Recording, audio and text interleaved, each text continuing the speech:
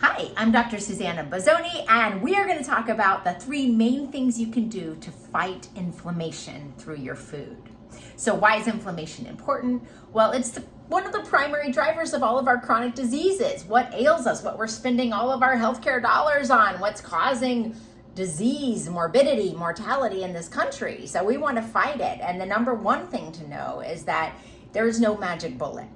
You can't throw a magic pill or a magic supplement at a diet that is founded in things that drive inflammation. So number one, we've got to replace those primary causes of inflammation in the diet if we're going to have the best results. And what are those primary causes? Well, processed foods. We all know it, but we've got to hear it, and we've got to find a way to successfully replace these processed, refined foods in our diet.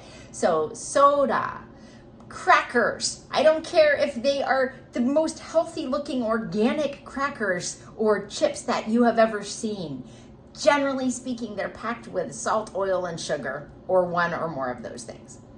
So we've got to redirect those chips, those crackers, those sweets, those Oreos. I don't care if these processed foods are vegan or gluten-free or carnivorous. It doesn't matter. If they are highly processed, they are likely to drive disease because they've been stripped of their nutrients and they've often had these other inflammatory triggers added into them. So finding whole fiber-rich plant replacements for these drivers is key in redirecting your inflammatory destiny.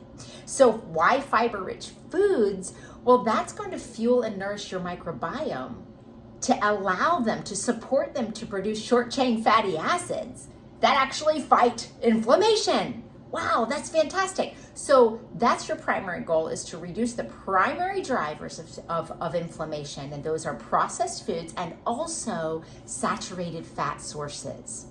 What are those? Well, those are going to be predominantly your meats and your cheeses, and also processed foods that have palm oil and coconut oil. Yes, and coconut oil.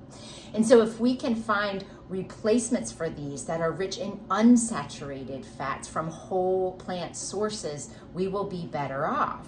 And anything that we then add on top of that in terms of supplements, etc., will be more likely to be effective, but maybe we won't even need them if we do that. So the second thing that we need to do is recognize that inflammation is fueled by oxidative stress. Well, what is oxidative stress? That's another conversation. In order to keep this brief, we want to know that in order to fight oxidative stress, we need to increase antioxidants. Where do antioxidants come from? The colors of the rainbow. So make your plate beautiful. Eat those colors of the rainbow, the reds, the oranges, the yellows, the greens on every plate, and recognize and take time to find joy in the beauty of those foods on your plate. Number 3, don't forget herbs. They are powerhouses. Or if you're British, don't forget herbs. These are powerhouses to fight inflammation. Turmeric, ginger, both of which have been shown to be equivalent to anti-inflammatories in reducing inflammation, but also help to fuel and nourish the health of your gut as opposed to anti-inflammatories like ibuprofen and so on.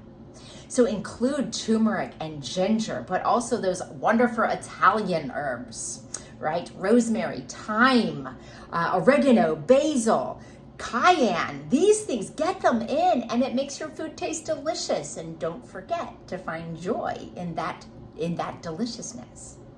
On your porridge or your oatmeal, add Ceylon cinnamon, add more ginger. These things are fantastic for reducing inflammation. And so often we forget the power of herbs, not only to make our food delicious, but also to fight inflammation.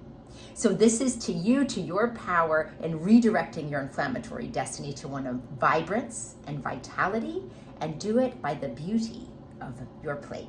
Thank you so much. Here's to the best version of you. Have a wonderful day.